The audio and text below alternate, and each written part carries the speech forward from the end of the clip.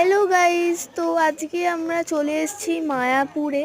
তো মায়াপুর একটা খুবই হোলি প্লেস, আর এই মায়াপুরে তো আসতে আমার খুবই ভালো লাগে। আজ থেকে আমি প্রায় 3 বছর আগে এসেছিলাম। তো মায়াপুরে একটা নতুন মন্দিরও হয়েছে, তার কাজটা এখনও চলছে। তো এবার এদিকে এখানে একটা মানে ট্যুরিস্ট প্লেস তো বলাই যায়, যে এখানে সবাই মানুষজন আছেন। এবার আমি আমার নিজের একটা কয়েকটা ছবি তুলে নিচ্ছি।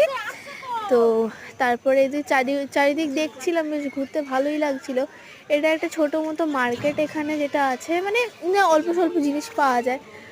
তো এখানে ফরেনারদের সাথে কথা বলছি আমি।